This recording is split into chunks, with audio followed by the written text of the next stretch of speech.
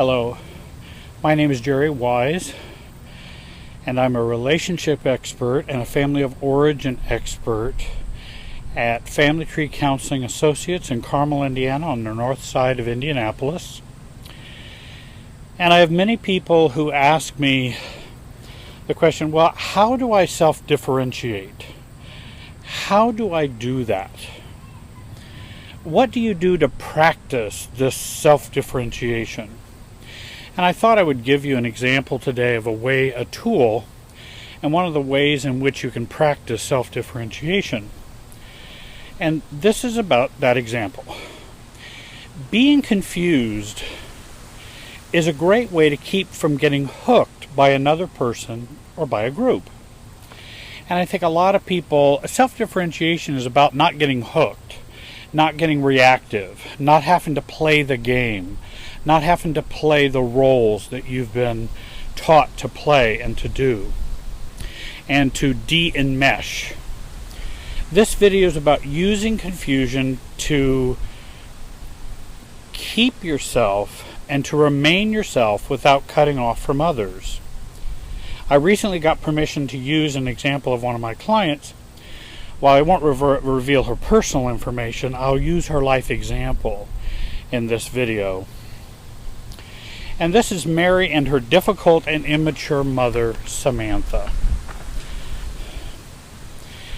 Mary and Samantha are enmeshed, and they have been enmeshed for many, many years. In fact, even from the very beginning, when she was very young, her mother had a very alcoholic husband. Her father was alcoholic. Mary's father was alcoholic. She married divorced the alcoholic and married another man who then became a sexual abuser.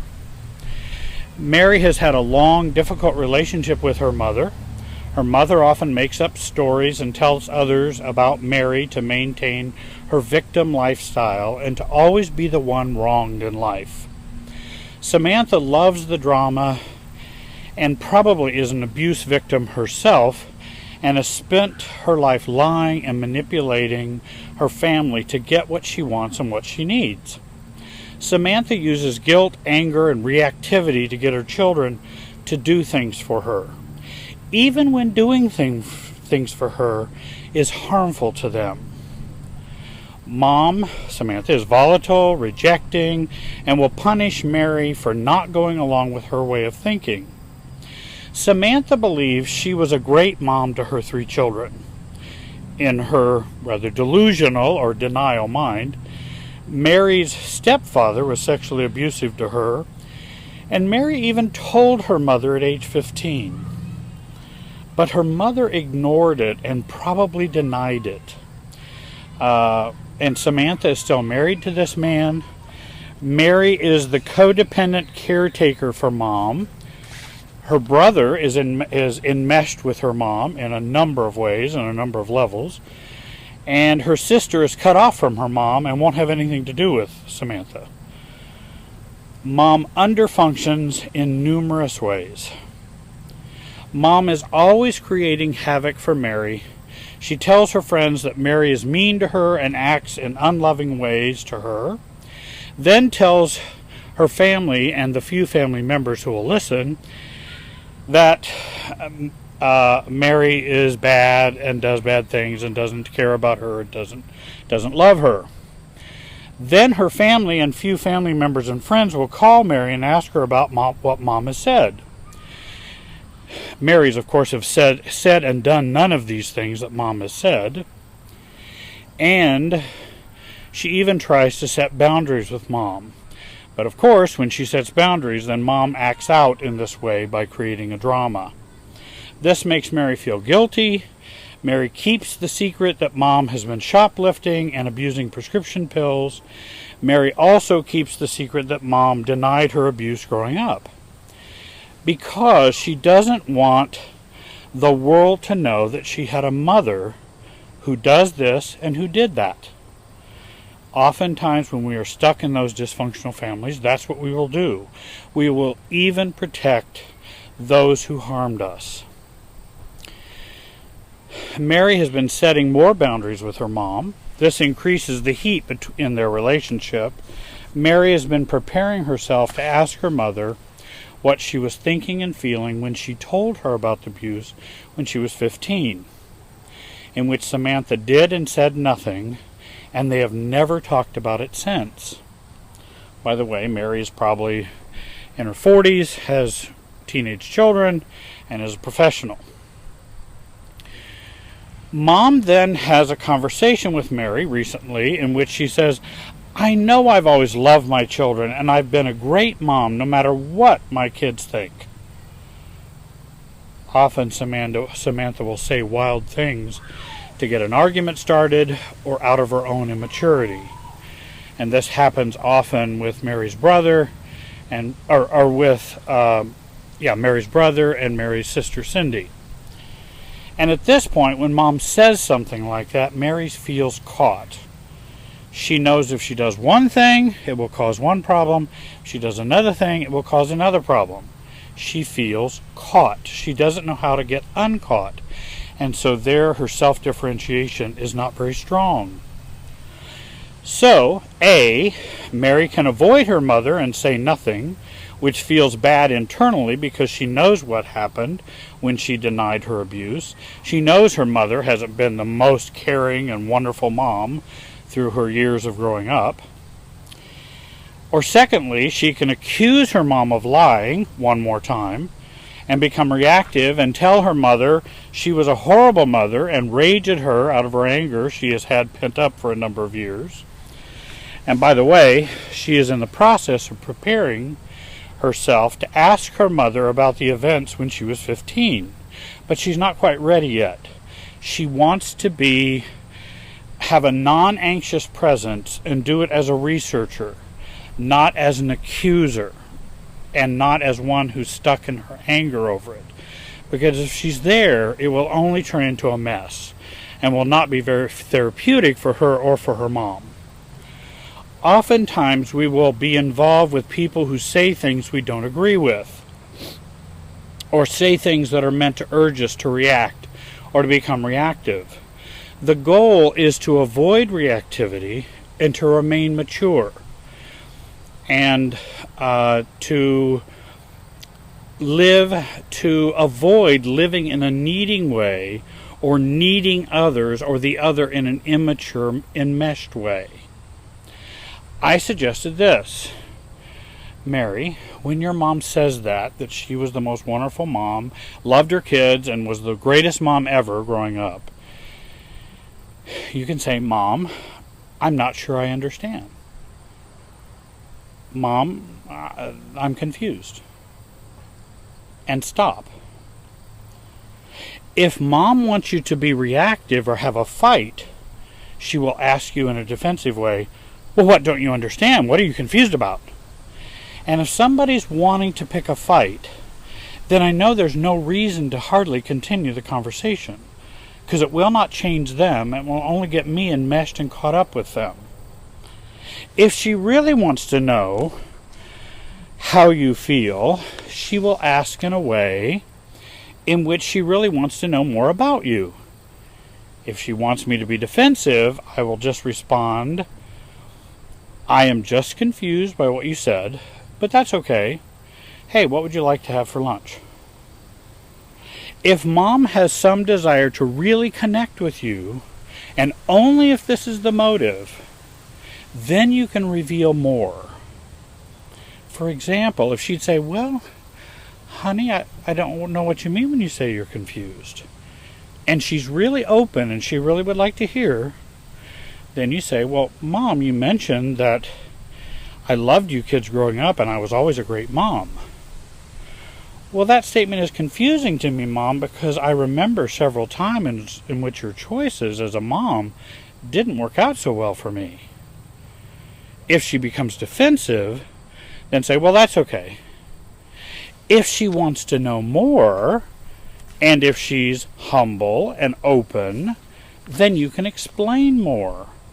And then you might even feel safe enough to say, hey, when I was 15, I remember telling you this, and nothing happened. So that's why it's confusing when you make that statement. My job is not to argue, not to get defensive, not to tear down the other, or mom, not to make mom see something, not to try to change mom, not to punish mom for what she did when I was 15. The goal has nothing to do with that, because if you're trying to do all those things, then you're still enmeshed with the abuse and still enmeshed with mom, which only will create more pain and problems. Whenever I feel someone is stating we should agree on something that I don't agree with, I get confused. I don't get angry. I don't get defensive. I don't get in a fixing mode. I don't get in a corrective mode. And I don't get in a I've been personally attacked mode. I get confused. Again, if someone says something I don't agree with, or feels like a personal slight, or something I don't like, with low self-differentiation, I will feel the need to defend, correct, argue, avoid, change, fix, get mad, run, get sad, feel hurt them. I'll want to do any number of those things and maybe many more. If my self-differentiation is higher, I will be confused, because what they're saying doesn't fit in my paradigm or worldview of myself. It doesn't go along with myself. And I don't need to make them get along with myself. Myself is myself. And my understanding of the past is my understanding of the past. No one else has to agree with me. I know what happened. And that's what matters, because I matter to me. I don't have to make everybody else matter. Me matter to them. It's only if they choose to have me matter to them. That's up to them. The goal is to do none of these things, so I get confused. It's a neutral state or stance. It elicits inquiry from the other, but beware of answering their questions if it's only to enmesh with you or to argue with you. Only answer their questions about confusion if you feel they might be ready to hear the answer. If not, don't. And I have a rule. I never have to answer any questions I don't want to answer. There is no law that says I have to answer them. Well, if you're confused, then you have to tell me why you're confused. No, I don't. I don't have to tell you anything. I told you I was confused. When you're ready to hear why I'm confused, I'd be happy to tell you. However, right now you don't seem ready to hear that, so I'm not going to go into revealing more of me. It's not safe. Often questions are not asked to gain real information or to get to know you better or to be intimate with you, but to argue, to use it against you, especially with family of origin, or to have you play the family role that you should always play. To remain self-differentiated, use the confused state. At least you won't be fusing with them or backing up from them and cutting off from them. They might be confused, but that's not your fault and it's not your problem. Well, your confusion really just confuses me, Jerry. Huh. Sorry to hear that. Because the problem started with them, not with me. I don't have a need to fix their confusion. Now, if they're confused about my confusion, well, that's whenever they'd really like to know in a genuine, safe way, I'd be happy to tell them. Until then, we'll just leave it at that. And I have no needs beyond that. If I do, they're probably not healthy and probably not self-differentiated. And it might sober them to get out of the game or out of the family of origin role-playing that was going on in the first place if I say, well, I'm just confused. Someone said to me years ago, I had a client who said, Jerry, you are the worst therapist in the city. I was fortunate I had learned confusion. I then neither needed to defend myself or to reject them, but to explore with them. I said, well, I don't understand. I'm confused. Come to find out, their spouse had said, I said this spouse was immature and acted like a baby. I said none of this. None of that is anything I said. So really, their accusation of me, or their distortion of me, had nothing really to do with me. It had to do with something that was inaccurate on their part. My mother would say, Jerry, do you think you'll be going to heaven? By the way, this is an enmeshment question in my family. And I said, well, I'm confused. I don't know what you mean. Well, Mom would say, I wanted to know if you thought you were going to heaven. It sounds like you're worried, Mom. I wouldn't worry about it. Things are going to work out just fine. She and I don't share the same faith. Though she would like me to share her faith so she can feel more at ease and less anxious and less fearful. And again, remember, questions always come out of the paradigm. Questions come out of the family of origin roles and dysfunction. Often questions come out of that basis. They're not coming to just really know something. They're coming to keep the dysfunctional dynamic going. An alcoholic son said to his mother recently, I'm just asking you to call my wife and tell her to stop bugging me about my drinking. I know you know I'm not an alcoholic, Mom. She has come to learn to say, John, I'm confused. Well, what do you mean, Mom? Well, I don't share that view. You mean you think I'm an alcoholic? I hate you when you think so little of me. You have always treated me badly. John, it's okay for me to be confused. If you ever want to know how I really feel, let me know. Sounds like when you calm down, we could talk. She neither needs to convince him he's an alcoholic, nor defend herself for being a bad mom. Her son is sick, and she accepts the reality and is patiently staying herself in the situation, staying her, without cutting off or enmeshing with him or agreeing with him. Confusion is an argument stopper. Self-differentiation is about two things. Seeing what's really going on, how I'm stuck in the relationship, stuck in my role, forced into operating in a particular way in the relationship system. And secondly, becoming self and reaching towards having a non-anxious presence. Being me while staying connected. The goal is neither to be pulled in or pushed away in the relationship.